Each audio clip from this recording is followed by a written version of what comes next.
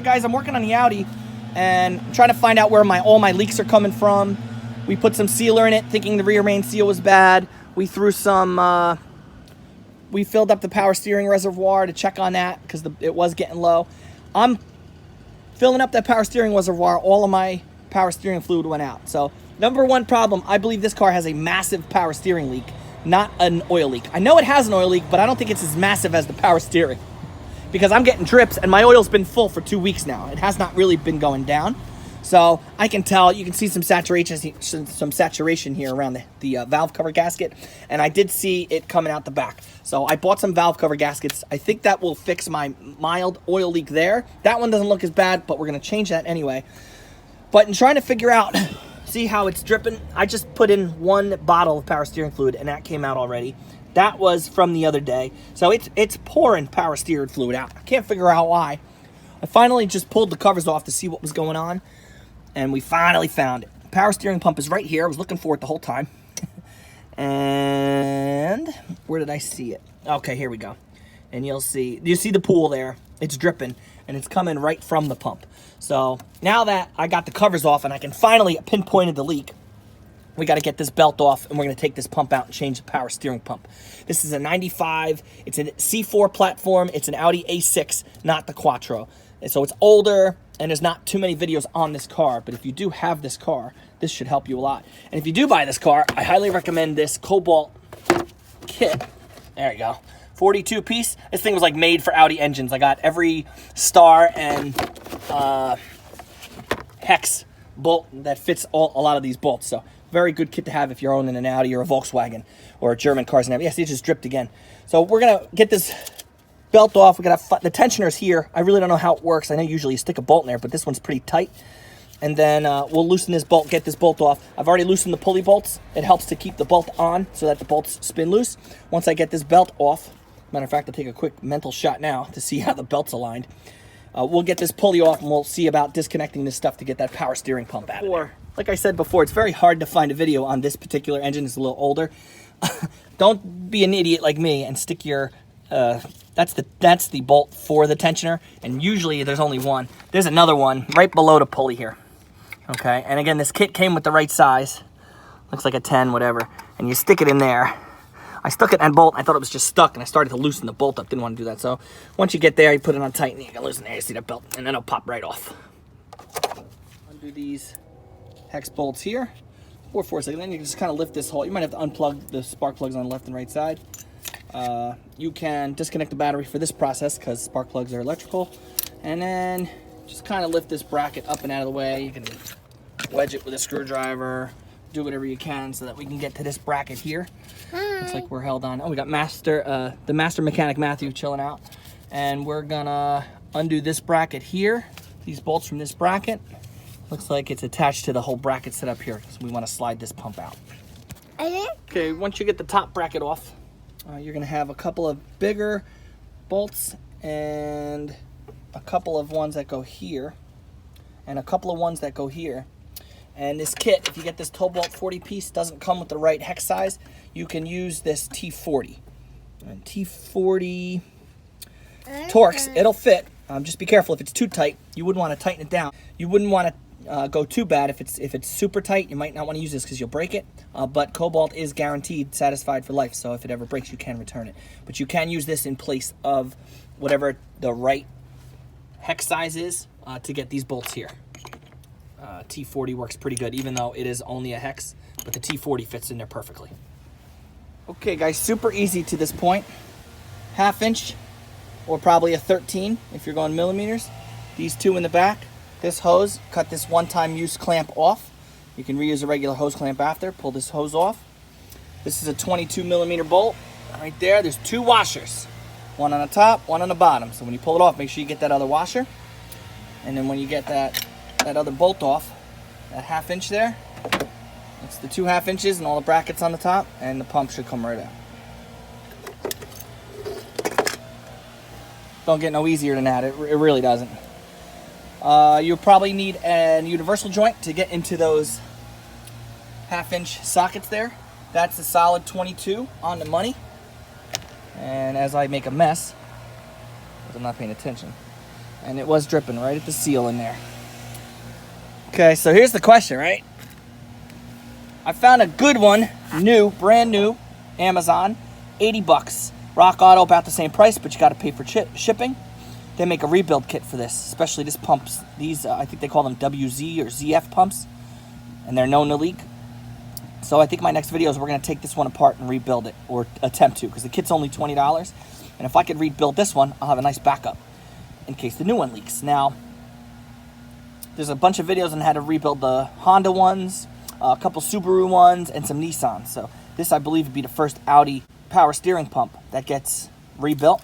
So stay tuned. First time on YouTube ever, an Audi power steering pump gets rebuilt by Blackout Moron. Oh, look at this! Okay, boys. This is interesting. Now, this car had 67,000 miles on it. It's a 95. Guy said he bought it off a lady in the Hamptons. Sat for a while, developed an oil leak. How long do you think this car sat for? Check it, brothers! Oh, that's funny. Hey, a pretty cool one, too. So this car sat, you know, you never know, depending on where you live. Mice will burrow and eat your wires and stuff. But if it sits long enough, they'll develop a cute little home. I bet you it's nice and toasty in there. I bet you that's the warmest place on the planet. Safe from all the harms of the world. Well, we're going to clean that out. So apparently, it was late at night. I didn't want to make noise, so there's no audio. Except for me playing mime. It's been a while since I recorded this video. So here's the new pump. That's the high pressure side. There's the low pressure side. Pull the plastic tabs out. As I'm demonstrating, you put the new tubes in. Oh god, there is something wrong with me. So anyway, yeah, those just unscrew out. And new pump fits right in. It's pretty easy.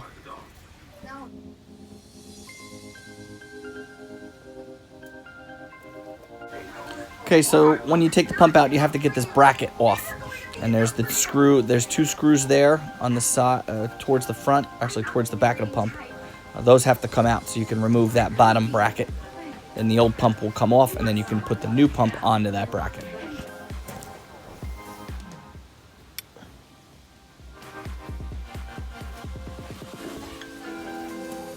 And here's the old pump coming off the bracket. That's the bracket you'll need to use or reuse.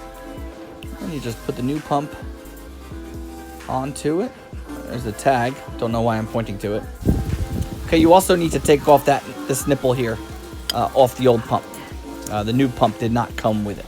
So that looks like a 3/4 inch wrench. And it unscrews. I had to put it in the vise.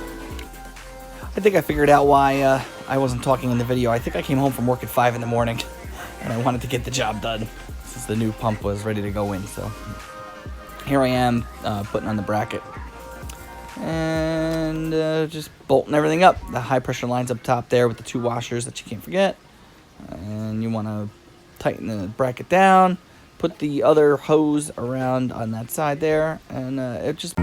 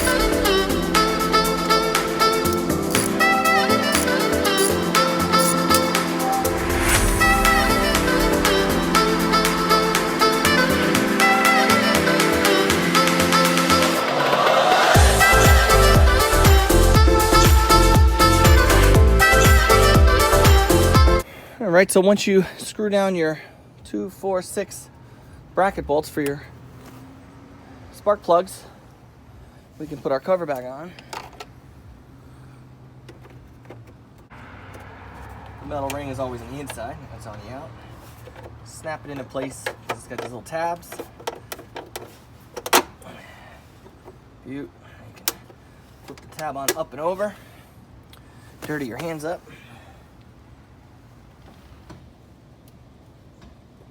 Looks like I'm off there.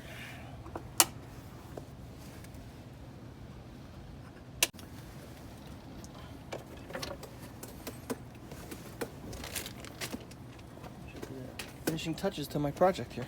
Put a pulley on.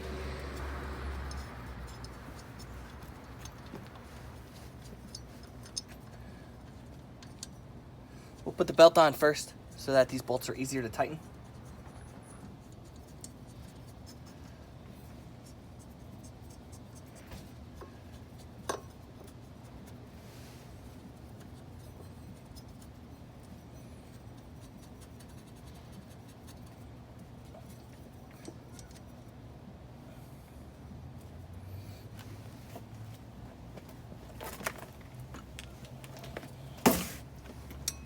Too small.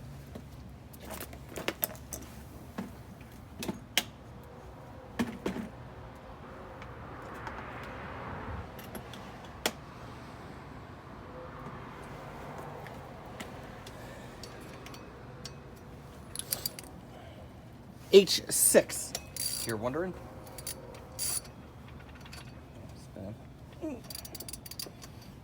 That's definitely not the spec tight. Get it as tight as we can with our hands. Take our belt. And I do remember from the last video, I think. It's around. It's around this guy. Up and around.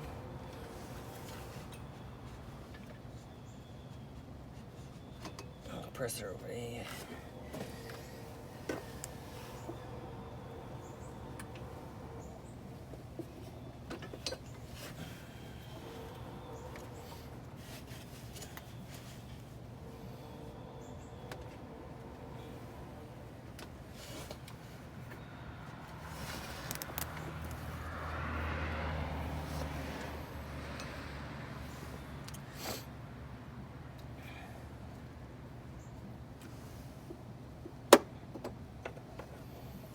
I'm missing something.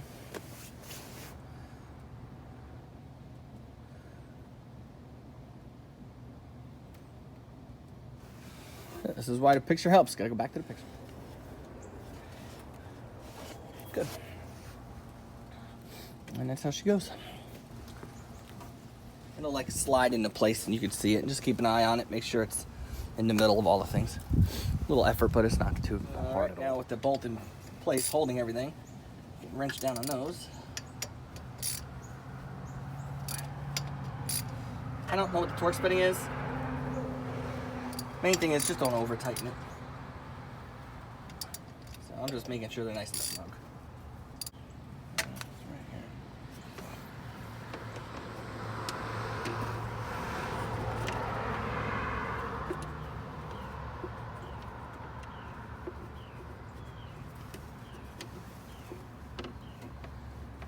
Huh.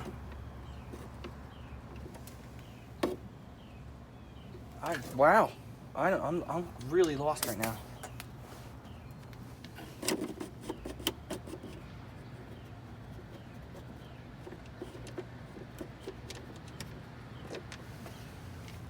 There's got to be something else. No, but then these won't line up. What is going on? Ladies and gentlemen, pay attention. When you're an idiot like me, gotta expect the unexpected.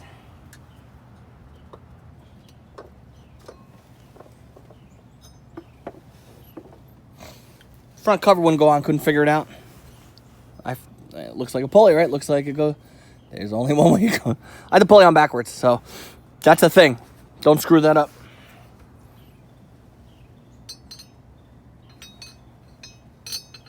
So I had to take the fan belt off, the 3 bolts untorqued.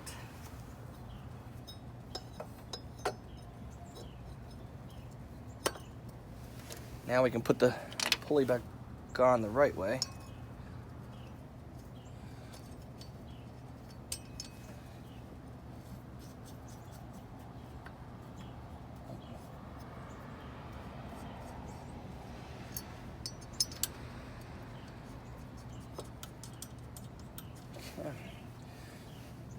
So the pulley fits both ways, but the first way, the front sticks out too much. And now, not any problems. But my bolts don't want to go in all the way. Another good one. And you can use thread locker on things like this for the vibration doesn't undo them. Now, I can already see the belt's back a little bit. That was weird. If it don't fit, don't force it, right? Now we can screw this on.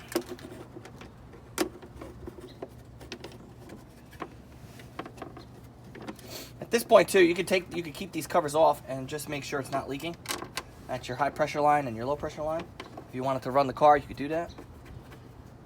It took me about an hour to put everything back together because I was looking for a hose clamp.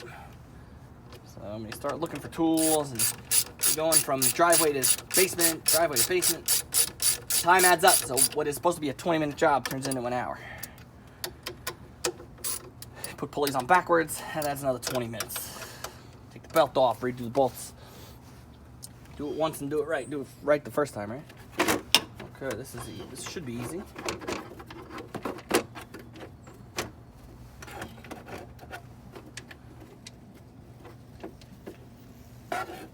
Never know if I'm in the right spot with those.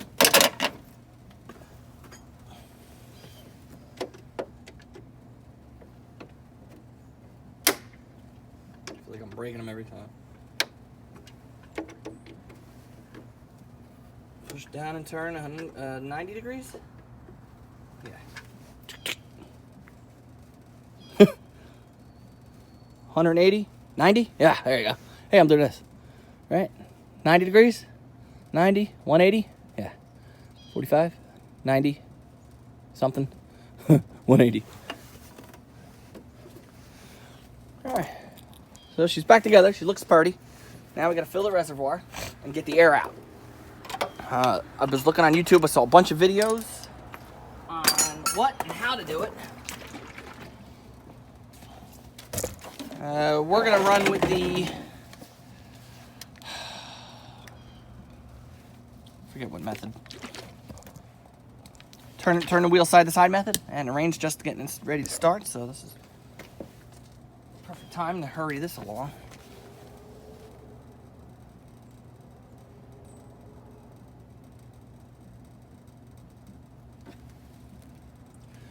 Now this reservoir was full and it leaked all out.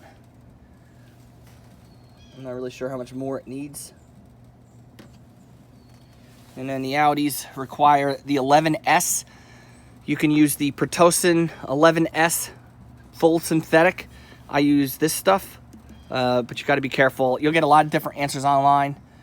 This is what I'm running with, and I'll let you know if I have any problems, but everybody's given a different answer. Even like professional Audi techs are saying don't use this stuff or don't use the 11S stuff. Depends on the year. This is a 95.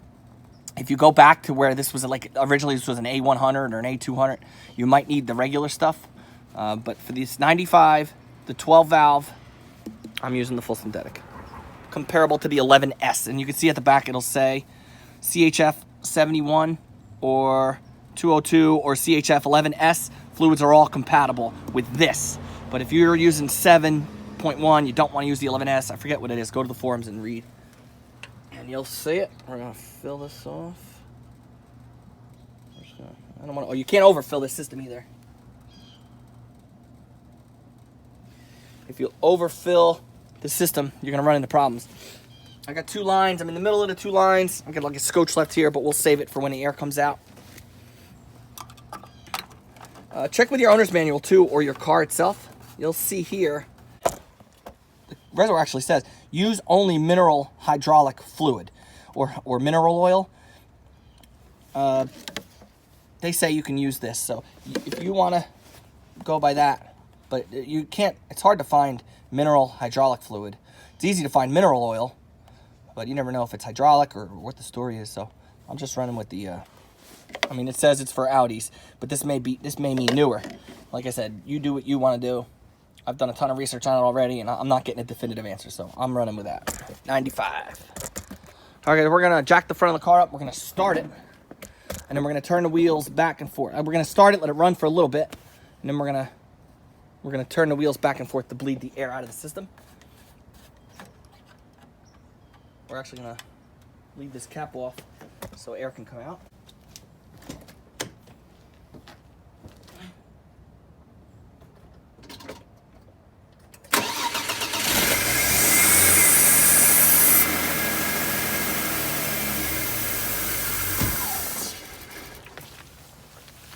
So long story short is the car kept stalling out on me, and I found out once I pulled the top cover off that in putting my spark plug wires back, I cracked one of the vacuum lines. So I got back underneath there, replaced the vacuum line, and the car ran back to normal, and the power steering did not leak at all. New pump is flawless, no leaks, and it was a job well done. So thanks for tuning in, subscribe, and we'll see you in the next video.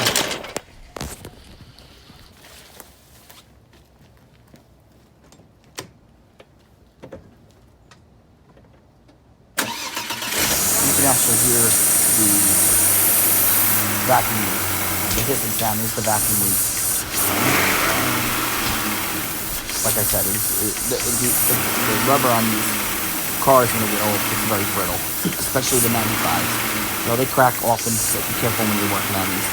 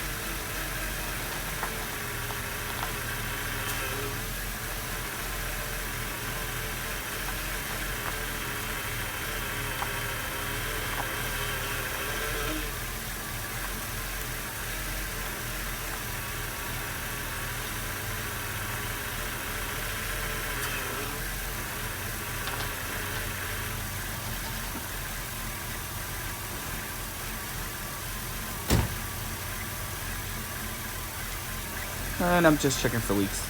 So finally, thanks again for watching, and please don't forget to subscribe if you haven't. Help me get to 1,000, and we will see you in the next video.